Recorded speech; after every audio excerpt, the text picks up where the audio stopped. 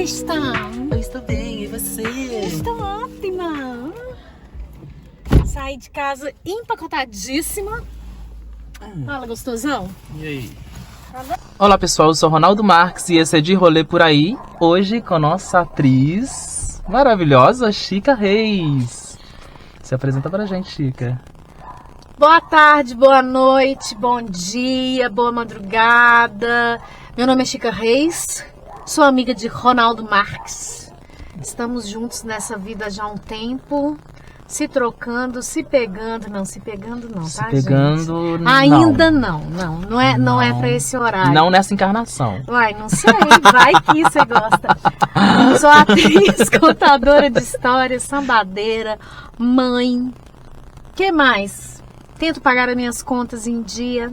Tento não ficar devendo cartão de crédito, mas é isso aí. Feliz de estar aqui no rolê com o Ronaldo. Pela segunda vez, né? Porque a primeira vez no piloto, que também esse também é um piloto, a gente perdeu. Porque a imagem ficou péssima. Temos que refazer. Tão legal, a gente andando de carro, comentando as ruas, nossa. A ideia era andar de carro, mas nem tudo infelizmente, enquanto eu tiver um patrocínio, um SUV, quem quiser patrocinar com a SUV. Gente, olha, ajuda aí, viu? Essas riquezas aí, ó. Então, Chica, você é atriz, contadora de história, é graduada em artes cênicas pela UFMG. E agora está fazendo o mestrado. Conta pra gente sobre esse mestrado, sobre a sua formação. Então, pessoas, eu comecei a minha formação há bilhões de anos atrás, quando eu fazia história na Fafiche. E tinha um cara muito legal lá, que era o Júlio, não sei aonde anda, que ele era da filosofia. E aí ele montou um curso de teatro, porque ele era de teatro, para os alunos que queriam. Então foi a minha primeira experiência com teatro. Foi muito legal, a gente fazia umas sketches. Quando foi? 1990. Não, assim, a sua idade, assim, você... Eu devia ter uns, sei lá, uns 20, 18. Não, 19 para 20 anos. Foi quando eu entrei para a faculdade. Já tem tempo. E aí, velho, nós fizemos uns cursos, assim, bem rápido com o Júlio. E ele montava as esquetes, e era muito legal porque a gente ia apresentar. Eu lembro que a gente apresentou na geografia, na biologia, nas caloradas, assim, era uma coisa bem rápida. Beleza, aí eu vi que história era muito legal, que eu adoro história, adoro ler sobre história, mas não era o que eu queria. Aí saí, fiquei um tempo e entrei pro TU, Teatro Universitário da Federal, que era ali antigamente na Carangola. Ali naquele predinho antigo. Sim, eu fui lá esses dias, na Secretaria de Educação. E lá, que ele vê aquele predinho todo destruído, se dá uma dor, né? Tá destruído? Todo, né? Porque assim, tá largado, né? Não tem as portas mais, né? Tá abandonado. Nossa, aquele predinho. E ali tem histórias, né? Maravilhoso, assim, maravilhoso um lugar pra gente, estudante de teatro. Passei na prova, não imaginava que eu ia passar. Do TU. Não imaginava. Você precisa ver que loucura que foram fazer as minhas provas. Mas enfim. E ali eu começo essa caminhada no teatro. Saio do TU, devo ficar uns 15 a 20 anos sem estudar, mas só na prática, né? Montando luz, atuando, fazendo tudo que aparecia. Né? Tudo que aparecia no teatro, tava eu lá. Montar a luz, tô eu lá. Não sei o que, figurino, tô eu lá. Não sei o que, tô atuando também. Então, sua primeira atuação foi nos bastidores? Não, foi em cena mesmo. Em cena. Mas assim, nesse período que eu saí do TU, eu fazia as duas coisas. Eu atuava e também eu queria aprender. Sabe, assim, que eu tinha, como é que liga uma luz, como é que não sei o que, o figurino, eu saía com a gente do figurino para comprar figurino, ficava ajudando nos ateliês, assim, a vontade de aprender. Anos depois eu fiz a prova para graduação. E aí eu entrei na graduação da UFMG. E fiquei lá, acho que o curso era 4 anos, eu devo ter ficado uns 6 anos, porque coincidiu com a minha gravidez, depois eu tive um acidente com a perna, então acho que eu tranquei 2 vezes lá. E formo, só que tipo assim, velho, é aquela história, né? Você tem filho, você é mãe solo, você tem que trabalhar, gata. Não, faculdade não é fácil. E aqueles horários malucos da Federal de manhã, de tarde, de noite. A Federal tem esse problema, isso né? te cansa, assim, mesmo você tá fazendo uma coisa que é legal, que é teatro e tal, mas fora da Federal, do castelinho de Grayskull da Federal, você tem uma vida, velho. Você tem que ganhar dinheiro, né? Você tem que viver ainda mãe, né? Não, e aí, assim, eu lembro que o meu último dia de aula na graduação foi com Davi Dope, que eu não sei nem onde está mais esse professor. Quem? Davi Dope. Davi Dope. E a aula dele era muito deliciosa. Eu lembro que era o último dia. Eu comecei a chorar no final da aula. Eu abracei ele e falei: Davi, é meu último dia de aula de graduação. Você tá triste? Não, eu tô feliz porque eu não aguentava mais. Eu não tava aguentando. Aí o povo fica assim: por que você não emenda já com mestrado? Eu, nossa, eu tô com ódio disso aqui. Ódio sim, porque o cansaço, ele né, se reverbera. Não, pelo amor de Deus. Aí saí, fiquei só trabalhando na área, dando aula, piriri parará, caixinha de fósforo. E volto agora, eu formei em 2009. E entro na pandemia para o mestrado na UFAI. Olha só, pandemia 2021 que eu entrei. Então tem um tempo aí longe da escola, como aluna, para voltar, que eu acho até legal, assim, pegar um mestrado agora, porque eu também nem sabia o que eu ia fazer no mestrado, fazer o quê? Eu acho que é legal, assim, se aprofundar no estudo, quando você vai curtir também, não só, porque outra coisa, o mestrado é algo muito maçante, né, pesado. E aí você está infeliz fazendo também só para cumprir tabela, né, eu acho que não... Só para ter o título, virar mestra? Não é legal também, né? Não. E sua pesquisa sobre o quê? Então, olha que legal, né? Tudo tem a hora certa e o momento certo. Eu acredito muito nisso. Nesse tempo que eu saí da Federal até esse lugar que eu não estou dentro da sala de aula, mas estou dentro da sala de aula em outro lugar, como professora, como mediadora, né, do teatro e tal. As coisas foram acontecendo para outro lugar. Eu sempre tive uma ligação com a cultura popular, mas nesse período que eu saio realmente da Federal, da academia, a minha relação com a cultura popular e de tradição, a cultura negra, ela aprofunda de um jeito, velho. E aí eu vou pra guarda, eu vou pro terreiro, eu vou pro Recôncavo Baiano buscar o samba de roda. E aí esse negócio começa a me trazer uma outra formação, de um outro saber. E aí eu também começo a me embrenhar nesse lugar da contação de histórias afrocentradas. E para mim tudo conecta, nada é solto. Tanto as histórias, as mestras da tradição que eu conheci do Recôncavo e daqui. E é isso que eu levo pro mestrado. E quando que deu, porque você é do terreiro, né? Quando que você entrou no terreiro, você se deu conta desse universo? Isso é uma pegadinha, né? Na verdade. Porque, na verdade, eu era de um grupo de samba de roda, que um dia entra uma ilustre mulher muito maravilhosa, uma referência para mim, que é a dona Deise Lisboa, mulher maravilhosa. E aí, antes da gente... Então você conheceu ela no samba? No samba, eu sabia quem que ela era. Não, pra mim ela era uma mulher que chegava no samba, né? Eu entendia que tinha um povo ali que tinha um respeito com ela. Eu falei, imagina, por que esse povo pede bênção pra essa mulher? Não tô entendendo isso. Lerda, eu e Simone, uma amiga minha. Por que eles pedem bênção pra essa mulher? Não tô entendendo, não sabia nada. Aí a gente chegava cedo pro samba. Tinha um boteco, uma esquina, as mulheres do samba sentavam e virou, tipo assim, um ritual. Antes, chegávamos todas e era três cervejas, aquelas pequenininhas barrigudinhas, pediam tanto e todo mundo tomando, as mulheres, e ficamos amiga. Minha amiga de sentar e tomar cerveja e falar de homem, falar da vida, falar de política, de trabalho, bobiça, de chorar. Aí eu descubro depois que essa mulher que eles pediam bênção, na verdade, ela é a mãe Alaxé de um terreiro, que é o Ilê Axé Afonjal Xeguiri, no bairro Concórdia. Então, eu tomo conhecimento disso, que a mãe Deise, na verdade, ela é a Alaxé desse terreiro, né? O Ilê Axé Afonjal Xeguiri. E esse terreiro estava passando por um momento muito difícil, porque um esgoto a céu aberto escavou a entrada do terreiro, o portão do terreiro caiu, né? Naquele lugar onde que é hoje? No Antônio Gentil, isso mesmo. Tem a Purus e Antônio Gentil. O esgoto foi bem para Antônio Gentil, um esgoto né? E deu um buraco enorme. E aí a mãe Deise começou a fazer várias manifestações no terreiro, na rua, para chamar a atenção das autoridades. Isso levou um tempo muito grande até a prefeitura acordar da necessidade de recuperar esse patrimônio. E nisso, né, eu já estava próxima a ela, né, já sabendo quem ela era. Ela falou: olha, nós vamos fazer uma festa para Xangô e também para fazer a abertura da casa, porque nesse período desse processo que a casa passou, desse descuido das autoridades públicas, né, em relação à Copasa, a prefeitura, que era um negócio absurdo, Ronaldo, era um buraco cheio de mato.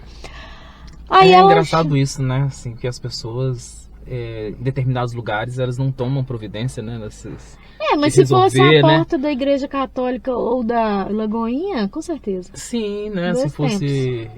Eu com o Evandro estava falando numa entrevista que em 2020, que a chuva destruiu a Maria de Disseu na outra semana, né? Já estava nova. Em pouco tempo já assim, parece que não tinha acontecido nada.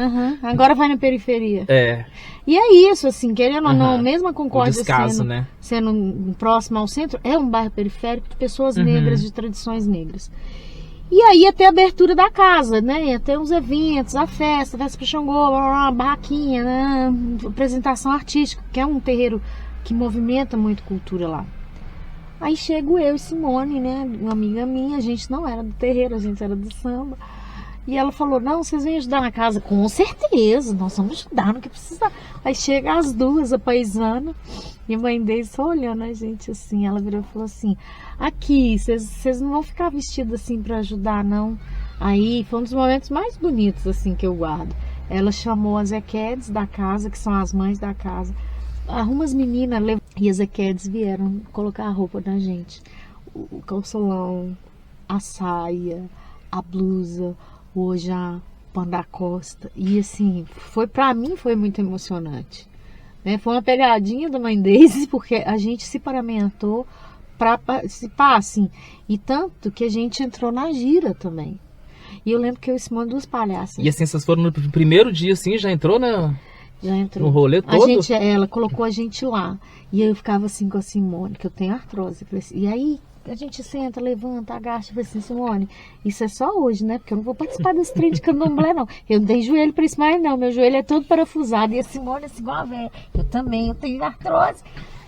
Já são 3 anos que eu tô na casa, assim. Ela não falou pra gente. Ela não falou pra gente entrar. Né? Eu acho que é um chamado que você vai construindo ali dentro, né? Você vai encontrando seu caminho, assim. Oiá me levantou como Equede, assim, suspense, né? Oiá me chamou para ser Equede, eu ainda não recolhi, mas é um lugar que ela me destinou. É minha mãe, é minha amiga, é minha companheira, é uma pessoa que eu confio, e eu tô aprendendo essas relações que a gente estabelece dentro do candomblé. E antes você era de qual religião? Você era da católica? Não, eu fui batizada na católica, mas eu já não ia há muito tempo, né, Ronaldo? Assim, a gente é batizado porque a gente não tem escolha, é aquela coisa quando você é criança. Mas assim... Você não é praticante, né? Não. Assim, teve uma época que a gente ia na igreja quando a gente era criança, porque ia com a mãe e tal. Mas você sabe aquele negócio, tipo assim, não me contempla, não, né? Que você perguntou do mestrado, aí foi aquele custo, né? Anos e anos para entrar no mestrado. E aí esse vácuo, né? Que não é um vácuo, que é um lugar que eu estava produzindo, aprendendo, me formando, né? Uma outra formação com outros saberes da tradição. Eu vou trazer isso para o mestrado. Eu vou linkar esse lugar da contação de histórias com as mães negras. E é isso meu trabalho de mestrado. A importância de contar histórias para garantir as nossas identidades, as nossas histórias que são muito mal contadas ou não contadas através das mulheres pretas da tradição. E você, como contador de história, assim, uma das contadoras de história que eu mais gosto. Assim, porque... Eu já tive algumas isso tudo é para dizer que você me ama, que a gente vai ter uma fé. Gente, acabou, desliga. Agora é cine adulto agora. Cíntia Shirley. Baixou a Cíntia Shirley. Ela é ótima, ela vem é minha drag. Aqui, mas aí você como contadora de história, atriz contadora de história, como é contar história? Tem alguma diferenciação da Chica atriz e contadora de história? Porque eu vejo na sua contação de história que você assume um personagem ali. Tem hora que você é a contadora, tem hora que é o personagem. Eu acho muito legal as vozes, né? A forma que você faz. Ô Ronaldo, eu já pensei muito sobre isso. Inclusive, tem um amigo meu lá, o Renan, lá de São Paulo, um contador de histórias, um homem preto também, das afro-histórias. A gente discute muito isso, porque ele é um cara do teatro, do cinema, e que é contador de histórias. Um dia a gente estava justamente falando, e esse lugar, sabe? É claro que eu tenho uma formação de teatro. Isso vai transparecer de alguma forma. Eu tenho um lugar, né, de relação com o público. Eu sinto. Eu acho que é muito sutil assim, mas eu sinto o lugar da contação de histórias, o lugar da atuação, eles são muito próximos, mas ao mesmo tempo não. E tem uma coisa, para eu contar histórias, assim como no teatro também eu estou contando histórias, né? Uhum. Mas são lugares diferentes. É um trem muito... É uma linha muito tênue. Uhum. Para eu contar histórias, eu tenho que... Meter a mão no microfone aqui. Eu tenho que acreditar. É como se eu tivesse visto aquela história que aconteceu, sabe? Uhum. Desligou aí? Não, pode continuar. Como eu contar uma história que eu não acredito. Por isso que eu não decoro. Tem um amigo meu que ele decora o texto. Eu não decoro histórias. Decorar texto de teatro também, assim. Tá, li o teatro, eu não decoro. Eu leio a história e fico com ela, caminhando com ela. Eu não... Você sabe que o meu grande problema com teatro é decorar texto. Eu sei, quando eu era novo, eu precisava de um teleprompter, porque eu não decorava, gente. Então, assim, teatro não rola. Nossa, e eu acho que a história, por eu não decorar, eu sei a história. Eu vou contar ela com as minhas palavras. Se você me contar uma história que eu for contar ela depois, eu vou contar do meu jeito. Você conta a mesma história, ela vem... Pode ser contada de vários jeitos. O que mais é doido, quem tá na plateia vai ler ela de uma outra, ler esse todo. É um calor que é diferente entre contar histórias. Uhum. Que a história, você tá totalmente com o público, você tá totalmente no mesmo chão, você tá totalmente naquela vibe. E desde quando você conta história? Velho, deve ter uns 8 anos que eu conto histórias. 8 anos. Você tem aqui um espetáculo que é contação de história. Tem, que é Encruzilhada de Mulheres. E o dos antigos. E dos antigos. E tem um Quando infantil. É que surgiu os 3 trabalhos, né? Não, o Encruzilhada é mais... É uma contação de histórias, mas... Contação de histórias. Mas o quê? Mas sim, porque ele fala sobre mulheres, né? É uma opção. Contar só sobre mulheres negras. Uhum. É uma opção. E tem umas histórias, assim, pesadas, né? Você sabe como que surgiu a Encruzilhada de Mulheres? Eu já te contei? Não. Eu dei aula... Eu vi a primeira vez, foi lá no Minas e Metais. Foi. Você viu a primeira vez lá? Você não viu quando ele estreou no Segunda Preta, não? Não, eu vi lá a primeira vez lá. Ah, tá. Lá já era... Antes já era com o Marcos também? Sempre foi com o Marcos. Sempre foi com o Marcos. Eu dava aula no Sesc Venda Nova. Te contar como surge a Encruzilhada de Mulheres. Eu dava aula no Sesc Venda Nova. O Marcos era meu aluno de teatro. Olha que doideira, né? Eu lembro dessa época.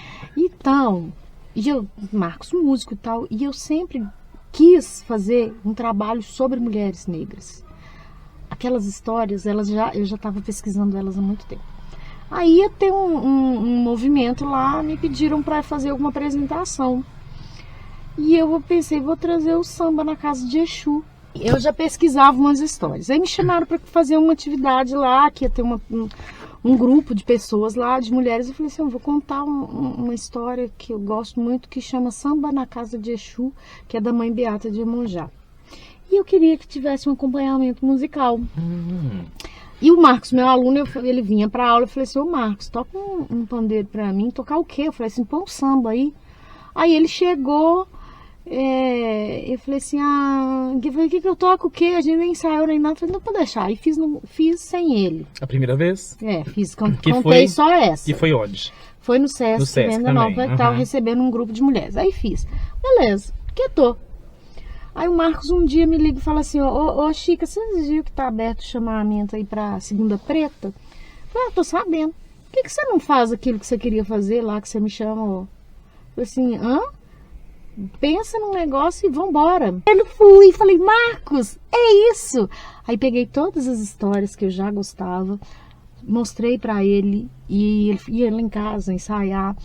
E fizemos e mandamos, passamos e estreamos na Segunda Preta. E a proposta é uma proposta, tem uma guitarra, né? Tem uma guitarra. Tem uma guitarra que é diferente, né? Eu acho que eu nunca vi uma contação de história essa proposição, assim, que geralmente, né, de mulheres negras, terreiro, é percussão. E aí vocês trazem a guitarra. E tem um porquê. É de propósito? É de propósito. É de propósito, gente. Porque teatro preto, contação de histórias negras, claro que a gente veste branco. Mas nem todo teatro negro tem que vestir branco. Nem todo teatro negro tem que mandar tambor. E é engraçado, a gente apresentou aqui na Lagoa do Nada e uma pessoa virou pra mim e falou assim, mas vocês não têm um tambor, vocês trazem uma guitarra. Eu falei assim, o tambor é preto, mas a guitarra é tão preta quanto o tambor. Porque a história da guitarra, ela é negra. A história do rock é negro. Sim. A gente não pôs o tambor, mas pôs um outro elemento que é negro. Nem sempre. E é bonito também em cena, né? Eu acho muito bonito. E nem sempre eu posso fazer algo totalmente contemporâneo sem pintar a cara, sem... Porque, beleza, eu posso fazer com essa estética, mas eu, pessoa negra, eu posso fazer com a estética que eu quiser. Que eu quiser. Eu posso fazer um teatro negro cantando bar. Eu sou livre, a gente é livre para criar, porque senão a gente começa... senão você fica preso dentro de um nicho lá. E como se e a criação é muito mais ampla. Eu acho que a arte tem dessa coisa também de desafiar também, sabe? Colocar as pessoas para pensar. Você não precisa ficar preso dentro de uma perspectiva que o outro acha que tem que ser o seu trabalho. Eu acho que trazer essa discussão também, e não vai sabe? deixar de ser teatro negro. E eu acho, para mim, enquanto espectador, que tô ali assistindo você, que você propõe algo novo, a guitarra, na contação de história, que eu achei aquilo sensacional, velho. Eu amo guitarra. Eu dentro de casa lendo histórias, porque eu nunca paro de ler. Eu nunca paro de... Não é uma imposição minha, mas é porque eu gosto de ler. E tem histórias que eu falo, nossa, isso aqui dá uma contação de histórias. E o seu infantil tem a ver com a literatura negra? Sim, total. São contos e lendas a partir da oralidade, que são registros da oralidade. E são só de bichos. Eu adoro falar de bicho, porque é fábula, né? É fábula que fala, tá, gente? Você aprende. Quando o bicho tem as características... Eu adoro fábula. Eu adoro, assim, eu acho... Nicho, o infantil é um nicho bacana, né? Nossa! E tem muita coisa para infantil e criança, quando gosta, né? Nossa, isso é bacana. E eu tô aprendendo com esse infantil, por quê? Porque ele não tá acabado, eu tô experimentando. Eu contei ele numa semana da biblioteca pública lá no CRJ. Alguns contos, né? Algumas histórias no CRJ para uma escola, crianças pequenas, adorei. E contei no encontro antirracial do CEPIR que teve ano passado, enfim. E tinha crianças nesse encontro. E aí é um lugar que eu tô me propondo, porque eu tô me propondo a tocar e cantar, né? É um desafio também, né? É um desafio. Experimentando, assim, ele não tá pronto, mas o que eu tô trabalhando, eu tô levando para as crianças e vendo a reação, assim. Tocar, cantar, pôr as crianças para brincar. E aí, cada vez que eu chego num lugar, como ele não está pronto, eu consigo experimentar coisas para talvez um dia chegar nele, assim. Mas eu acho, posso estar errado, mas a contação de história, ela tem isso também do improviso, né? Total. Eu acho que ela meio que se adequa ali no calor do momento ali, com a plateia, com o público, né? E o público não tem que ficar sentadinho, bonitinho. O público pode interferir. Criança é ótimo, né? Porque você testa a sua paciência e aí você testa também, porque no meio da história eles interferem. Não tem essa de você mandar calar a boca. É ele! E às vezes ele vai querer contar natural, a história, né, dele. E aí você vai dialogar com ele. E como é que, tipo assim, que é bom que a gente sai desse lugar, eu sei tudo. A minha arte, você está agredindo. Não, é isso, contar a história é isso. Mas eu acho que esse que eu acho que talvez o teatro, a apresentação ao vivo, né? Porque depois da pandemia a gente tem essa dificuldade, as pessoas irem assistir as coisas. O inusitado, porque o show tá ali pronto, as peças tá ali pronto, mas o inusitado, né, eu tava assistindo, o que eu tava assistindo? Uma atriz que foi apresentar e parece que estourou um esgoto e aquele, dentro do shopping virou aquela coisa toda, e que era tudo para dar errado, ela usou daquilo, acho que foi a Renata Sorrah, não sei quem foi. Virou uma situação inusitada, sabe? E isso acaba interferindo também no quem tá no palco, né? Na peça, no decorrer do espetáculo também. Um lugar que eu gosto muito é esse lugar de estar contando histórias. E eu descobri... E aí me fala também, Chica, sobre os seus... Ei, maravilha! Dos seus grupos, né? O Clã das Sambadeiras. Nossa, é grupo demais na minha cabeça. Encruzilhar, que é um grupo recente, né? Super Acho que o Clã das recentíssimo. Sambadeiras, a gente falou na outra entrevista, né? Que o Clã das Sambadeiras, Iabás e Encruzilhar tem tudo mesmo que a mesma idade, né? Tudo surgiu meio que junto. Eu acho que todo mundo como surgiu essa coisa junto. deu esse start, assim, de começar esse tanto de coletivo ao mesmo tempo? É uma coisa pra cabeça da gente. E começar 3 coletivos ao mesmo tempo, mas são coletivos completamente diferentes, né? Pessoas o Iabás é de contação de histórias de mulheres negras. Isso. O Clã das Sambadeiras é samba, né? Samba de roda. Samba de roda. Protagonismo da mulher. E o nosso, né? Que Encruzilhar. é o Encruzilhar. Menino, é engraçado, né? Eu acho que tem a ver com a pandemia também. Eu acho que Mas tem a todos ver. surgem antes, né? Surgem antes e a gente se solidifica Será que foi por isso que teve a pandemia? Olha só, o Encruzilhar surgiu na boca da pandemia. A gente entrou e fechou a porta. O Clã Sambadeiras também. Novembro, né? E a gente... O Clã Sambadeiras a gente entrou e fechou a porta. O Iabás já estava vindo um pouco antes. E querendo ou não, a pandemia faz com que acho que as relações, a gente se aproxima, se aprofunda, mesmo que seja online, a gente não se perdeu. É a necessidade, assim. E são 3 lugares distintos, assim. São pessoas diferentes, embora tenha uma linha aí que tudo a gente tá dentro desse universo da arte negra.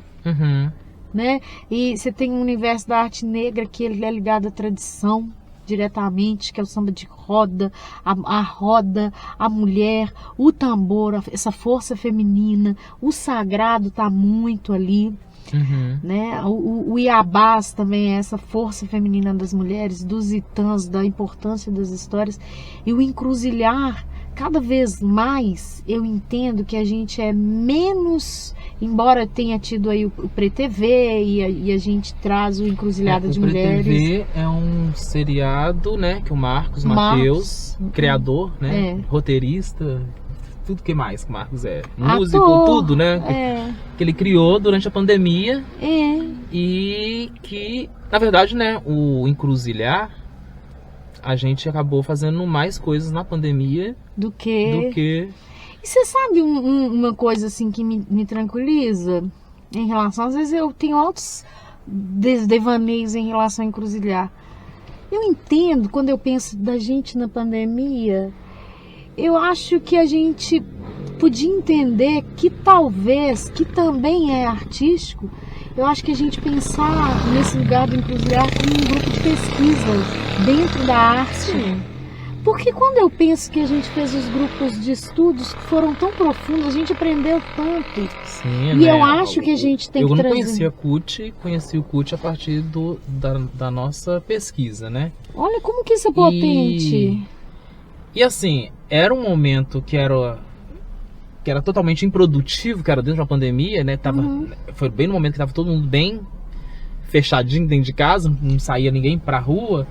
Foi o momento mais produtivo que a gente teve, né? Ao telefone fizemos a gravação. Foi muito bacana. E foi desafiador também a gente experimentar, apresentar. Ao telefone do Digo, né? Do Digo. Que ele já havia experimentado antes também, né? Depois, quando acaba a pandemia, a gente vai pôr isso em prática, né? Que também foi dentro da pandemia que a gente gravou e para apresentar online a leitura. Doar o telefone, enfim. E eu fico muito pensando no encruzilhar nesse lugar do estudo, sabe? Da pesquisa. E às vezes um grupo artístico, a arte é porque a gente tem que ir pro palco. Será? A gente escreveu 2 artigos bonitos para 2 revistas. Isso não é um lugar de reflexão? E isso não é importante?